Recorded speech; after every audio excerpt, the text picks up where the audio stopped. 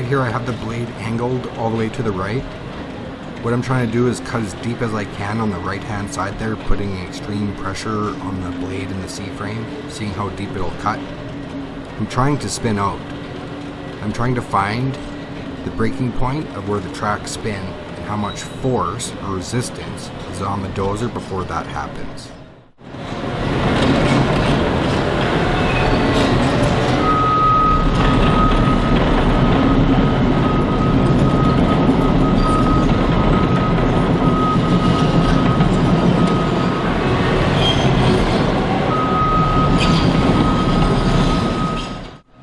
Reversing up an incline to feel the dozer's balance point from the rear and how it transitions back to the ground.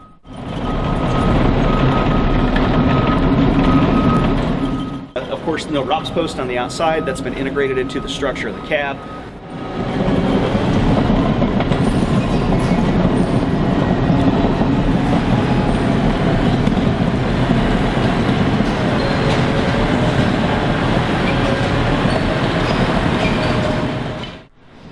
Just so there's no confusion, I'm really not trying to do nothing fancy with this dozer. I'm actually doing tests. I'm trying to push the limits and I'm trying to stress it, make it spin out, see how it handles all of that.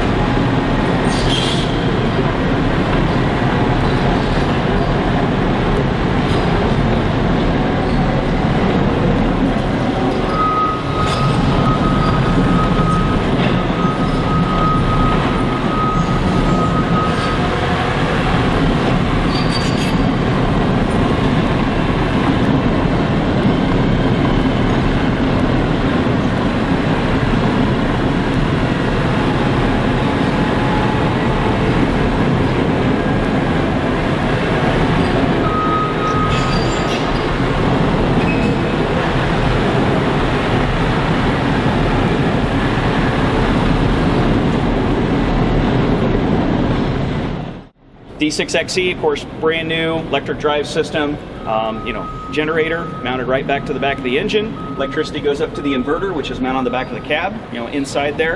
And then that energy it's managed by the inverter, and then it goes down into a single motor that is in the propulsion module or the transmission of the tractor. All right. And that basically, the electric drive gives you your forward and reverse propulsion. Okay. All of the steering is done with a hydraulic differential steering system. So it's got a hydraulic pump dedicated towards steering that we've had since 2008. Yeah, the first T's had a dedicated hydraulic pump. Dedicated hydraulic pump just for steering, dedicated hydraulic motor just for steering, and that's what varies the differential between that left and right track to give you that ability to steer one way or the other, varying speeds. We like differential steering. It gives us a ton of power because of that dedicated hydraulic system. So you can carry material around a corner, you can pioneer very well with it, sweeping trench backfill and pipeline applications, very, very productive for a differential steering system.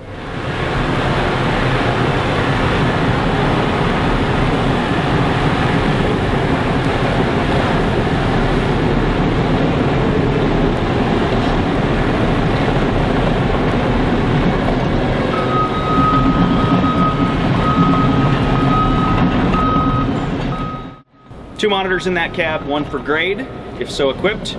The other one is the standard tractor monitor, 10-inch touchscreen, beautiful monitor, easy to get in and navigate, similar to your touchscreen phone, big buttons, icons, easy to operate.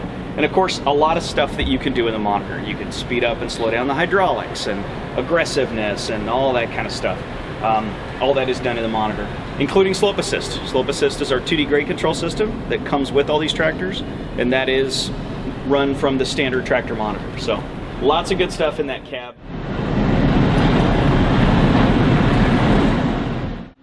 The E-bars now do not have any grease or oil.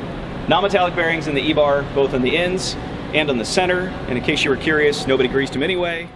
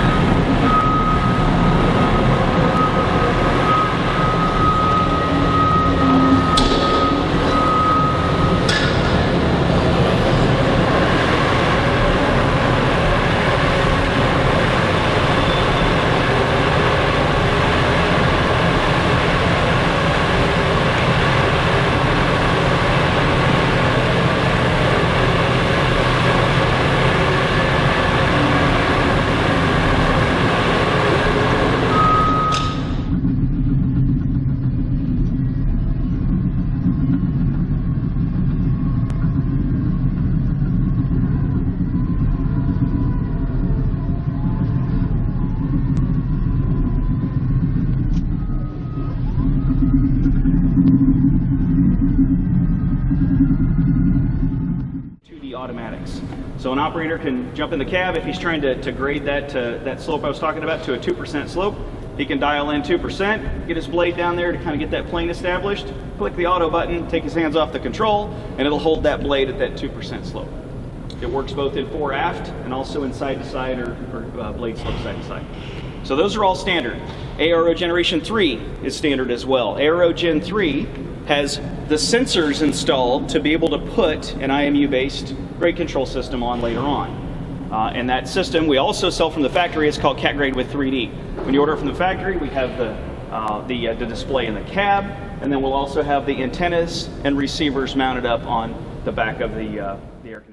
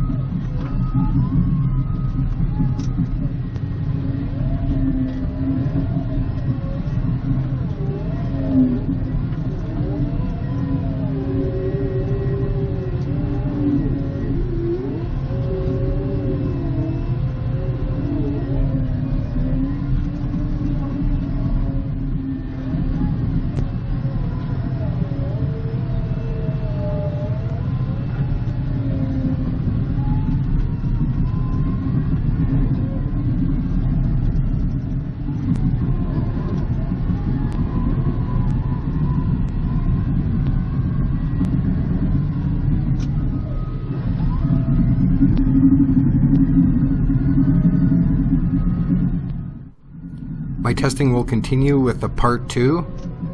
I will be testing it at an actual test site location. I'll be testing a bunch of real life applications. In this one here, I was testing a bunch of functions and trying to max stuff out, and a bit abusive, but I was trying to test the limits. So the next one will be even better.